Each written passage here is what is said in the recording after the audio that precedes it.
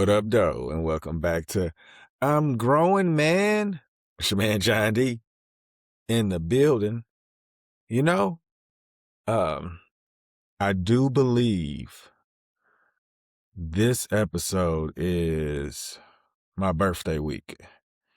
Not gonna tell you how many weeks I'm ahead, but I do want you guys to know that this is my 5th year, like full year of really podcasting. And growing man, I believe, started in 22. So this is my 4th year doing this. And 52, 150. No, this is my 3rd year. So I'm going into my 4th year of I'm Growing Man. I believe this will be the first episode. But regardless, I just want you guys to know I don't have any plans of slowing down. I've even thought about creating more content, but I've decided that since I found a good balance and I'm not chasing after anything other than trying to get better and communicating, I'm going to just continue to do this and update you guys on my progress through my practice with students, my family, and anybody I interact with. But today, I was just like brainstorming, what can I do that I feel like I am confident that I have an idea of what I'm talking about, and how can I break it down where we can change the message together? And I've done a lot of research, just like myself, but watching other people and how they got things that they got. And I realized that if you don't have anybody to pull you to the side and tell you, hey, this is what you should do, you'll kind of just do what your environment does. And I think the missing key in my progress was effort. I've always tried to cheat the system to get a result, not knowing that effort creates something that you haven't seen before. But since I cheated it, I kind of created this vision of whatever it's supposed to feel like. So now I'm so much more intentional with my time. I come up with these ideas to talk about the things I'm going to talk about today. Now, I am 48 when this comes out. It's been a blessing,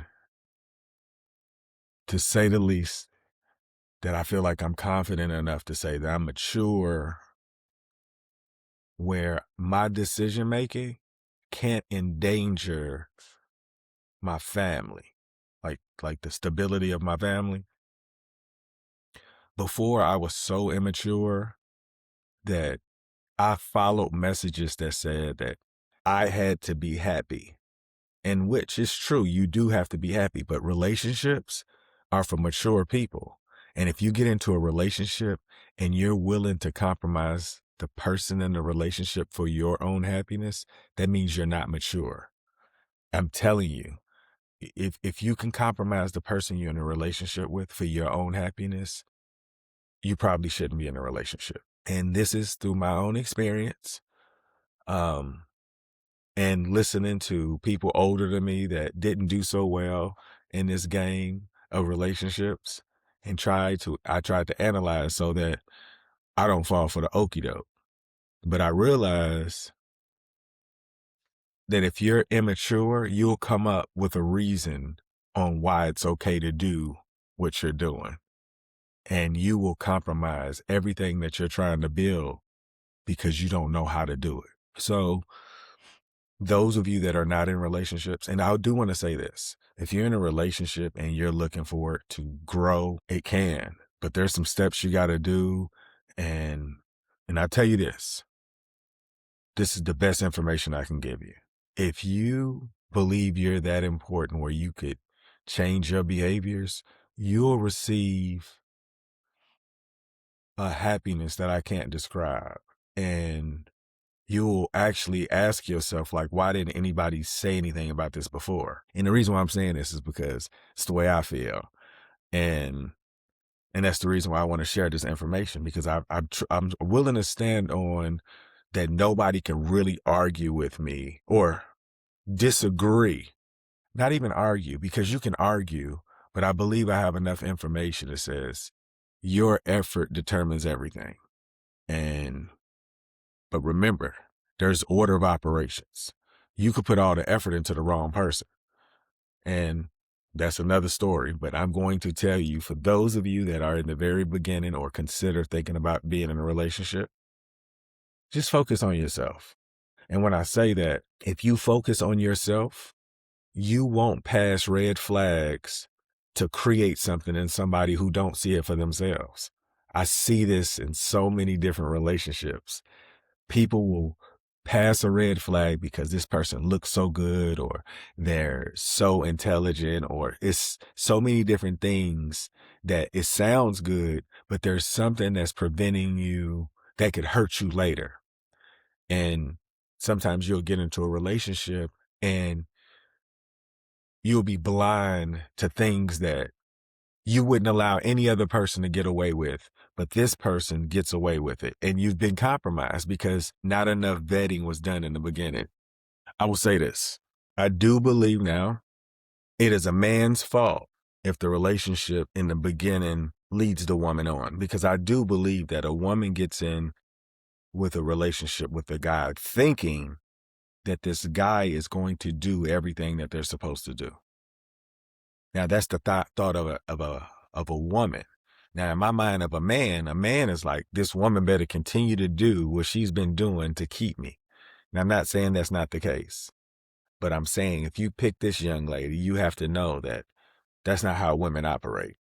And listening to unsuccessful people complain about where they are and what things work, if the relationship doesn't work, it is on the hands of the man, because we are truly selecting this young lady. And I'm not saying that there are not exceptions, but at the end of the day, the man is going to choose the lady. And the lady, in her mind, if she hasn't been compromised, is willing to do whatever it takes to get this relationship to what I'm describing. And I do believe all women can do that. Now, I'll say this. There are some women that self-sabotage due to bad practices, but it's not because they don't want to be here. I don't want people to think that. Women do want to be happy. And I know that we come up with these scenarios where we prove time after time that women are showing that they just want to be mad. We create the scenarios to talk about why they mad. It's not fair. And that's why I say relationships are for mature people. And if a relationship is truly going to work, it determines the effort of that man. Because if the man does what he's supposed to do at the beginning, like get to know the young lady, or let's say this, I apologize if I'm kind of making it one way, but I'm just specifically talking about man. If a man is interested in a partner, right? And they want this thing to work, they have to vet the person. And I was just talking to uh, some friends, like, if you don't find out where that person came from, the family they live in, like, family can reveal so many different things. So if you haven't seen their family, don't think that you know enough. You have to get some eyes, and you have to be rational, because people will walk past that red flag. And I'm not saying it can't work. I'm just saying it's going to be a lot more work than you anticipate. If you talk to people, like unsuccessful relationships, ask them, did they do research on their family? And sometimes you'll get some immediate looks like, I wish I would have known that. So I'm telling you, if you want to be successful, there are going to be some behaviors of a family that you recognize, you like, I could deal with. But if you haven't seen these behaviors before and you're like, oh my God, don't play with it. Because if you play with it, it's going to be a lot of heartache and pain. And that comes with the relationship, and it doesn't have to. I thought it did, but it comes with it. If you're not mature enough to be in the relationship, you will create heartache and pain. And nobody gets in a relationship to create that, right? So if the man does his due diligence and gets to actually know the people like, let's say he's interested like 3 to 4 women. He should be asking questions where he can find out who is going to compliment him if he gets in dark times, and whatever dark times could look like. But you should be able to look at a woman and see, and this is the thing, if you have a woman who has no idea what dark times look like, but she's going to be successful. If she doesn't understand what she needs to give you, it'll cause friction, because my wife has said to me before, like, I wouldn't think that you would do something like this, or I didn't think that you were capable of doing that. Like, when I was doing these things, I was acting selfishly. I was immature. And I didn't realize I was immature because I was truly believing I'm following the messages that my wife sees on television or sees and hears. I'm thinking that she knows what I know, but I realize everybody has their own perspective. And my wife had no idea the perspectives I had because it just never came up. So through the course of time, I look back and I know that if you pick the person that can ultimately compliment you, it's up to that man to make the relationship work, because most men have no idea the amount of work it actually takes to be happy in a relationship. Most men. And I'm going to say this. I get in conversations with men all the time and they say I be doing too much, or some of them will say, man, that sounds pretty good, but it don't work. That might work for you, but I don't think that'll work for me.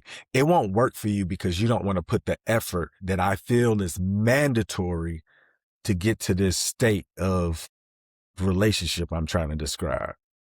If you don't put in the effort, why is it supposed to get better?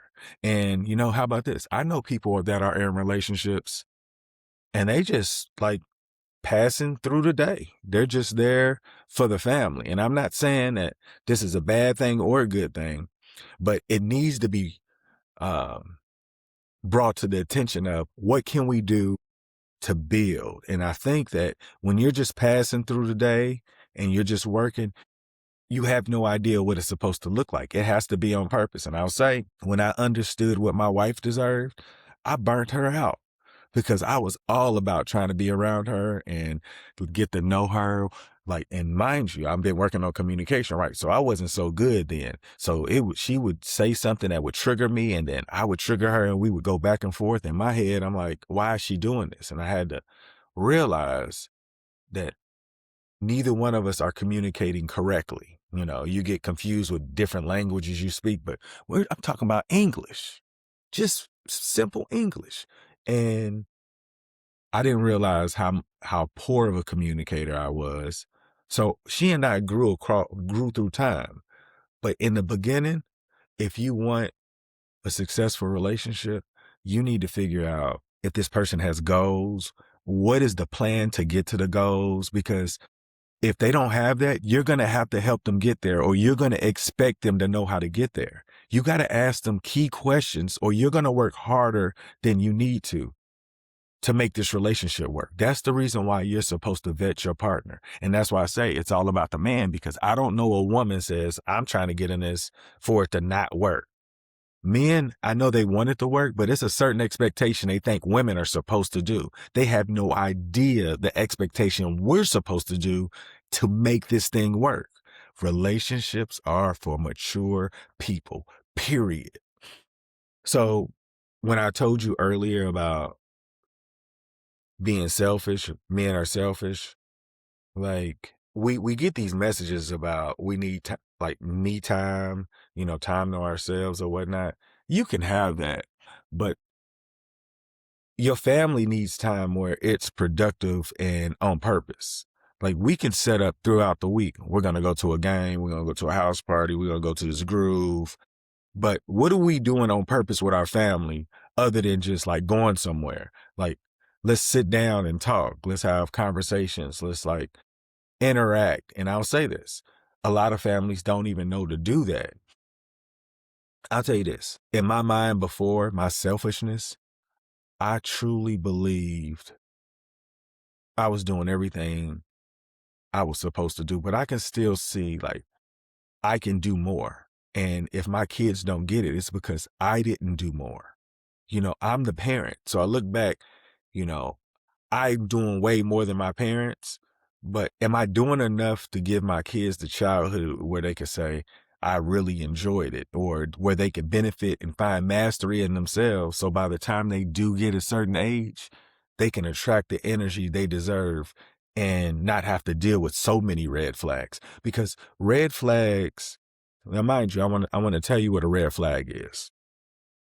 A red flag is, let's say if you got two people, right? You got to make a decision, and one of them has a red flag. They both the same people, but they have a red flag. So you're not going to deal with this person, right? It's somebody that you wouldn't normally deal with because it's not good for you. It's not healthy. But we're willing to pass red flags to think that it's going to change because we're the exception. And that comes with the maturity thing I'm talking about. If you think you're the exception, you're not mature enough for the relationship. You should only be the exception if you're willing to put in the effort to beat it. Now, I will say, women do have the impossible task of hoping that the person that's in their face is legit. And until we change the message for men to like go in it with the intentions of building.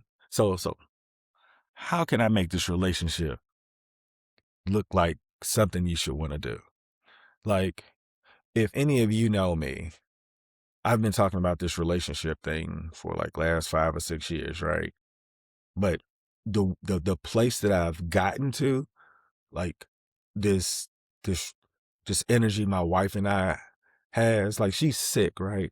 And she wants me in the room with her because this is our relationship. She was just like, I want my friend back. And I'm like, well, my immune system, like we can't. It's like we enjoy each other's company like that. And I didn't think that this is a place that I could get to.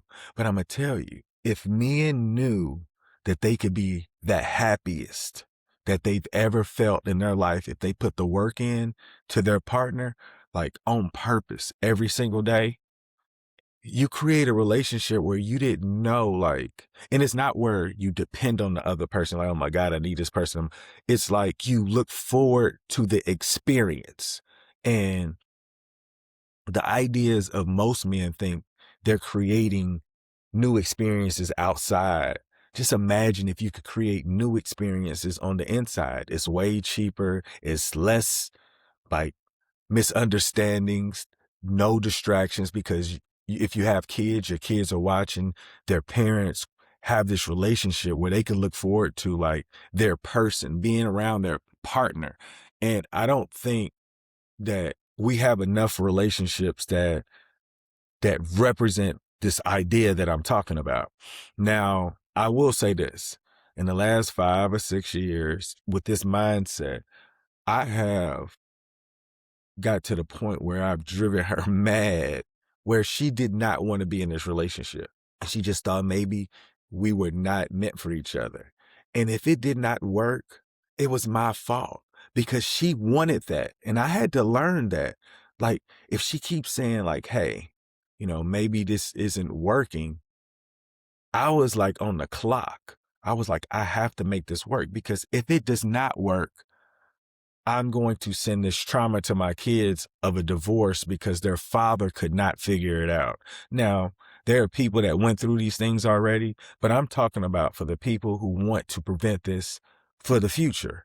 Like, you have to take the beginning part of the relationship seriously, because if you don't, you're going to send on bad messaging to your kids and the people around you. Like, it's okay. It is not okay. Okay. Like, we have to make better decisions. We cannot just be walking blindly into a relationship and like the way that we feel and feel like this is something you want to build on. It needs to be more intentional. So look, if I had this information, if she had this information, we already know we probably would not have been together because no, I guess we could have been together if I was that mature, but she already knew. She just didn't know the red flags on me. She should have let me go because I came from dysfunction and I normalized it and I was able to make it seem like this is okay. And it took me a long time to realize that I needed some help and I didn't know how to do it. So through the journey of trying to improve, I realized there was so many things, resources that were around I just didn't know how to take advantage of. But when I give you this information, it's for you to make sound decisions so that you're able to build something that you want. Like I, I've s- I've seen people say, I picked the wrong person. Nobody wants that on their record. Nobody. So those of you that are interested in being with somebody that you think you want to build with, you have to ask enough questions to see, is it something, because like when you're in this little bubble where you like the way you feel makes you feel good when you're around them or you think about them, there's going to be a time where that feeling, it can be there, but it's not going to make you feel like you feel in that mood where you just like anything can happen. It doesn't matter. And that's an unsafe feeling, because if you get in that feeling and this person can't protect you, your heart is going to feel a pain that you don't deserve. And if it happens to you enough times, it could turn you into a different person. And I don't want that to happen to you, because the way that I feel about my wife, if I could describe it so that men could say, that's what I want, I would do it. And that's the reason why this podcasting is real to me. I'm intentionally working on communication so that I can help men that could have been in a similar boat as me, that was willing to go out, but didn't know where he's going and was going to end up crashing it and destroying a family that didn't deserve it. And I don't think any family deserves that. But it comes from the ignorance that we don't look for more information. So keep this in mind. If you want a successful relationship, it's going to take an effort that you haven't seen before, and you're going to have to work on your communication. All of you, every single one of you. If you think you're a great communicator and you're arguing with somebody, you're not very good at communicating, because if you were, you know who you're talking to, so you can say things to not trigger this person to get them to open up. And now, mind you, I'm still learning this, but I do know that with that mindset, you reduce arguments and misunderstandings where the person is more likely to receive the message that you're trying to give and not cause a verbal altercation that you don't need. So the first 25 years of your life, you should be working on your communication, activity, uh, diet, and your emotional intelligence. That's called mastery of self to me. You get it from your childhood, whoever's parenting you, the environment you grow up in, your schooling. This is you learning to discover yourself so that when you are mature enough, you'll attract the energy you're supposed to attract. Most people attract energy that they think they want, and it's not in their best interest. It only feels good in the temporary gratification. But if you learn to be patient and put yourself first and believe you're so important that you don't deserve to make a decision that could impact your happiness later, just focus on yourself. You will get what you deserve. And when I say focus on yourself, I mean, like, learn as much as you can. Go explore. Like, you have to do it safely, because if you don't, you could change the trajectory that you think you're supposed to go in, watching your environment, not knowing what they're supposed to be doing. So become the example by asking questions so you can make better decisions.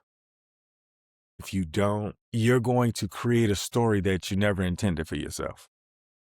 So young people, don't even worry about relationships. And I know it's easy for me to say, but I'm telling you, it's so many things you could do to work on yourself to increase the chances of you finding a person that wants the same things for you as you want, because it's easy to fall for a trap.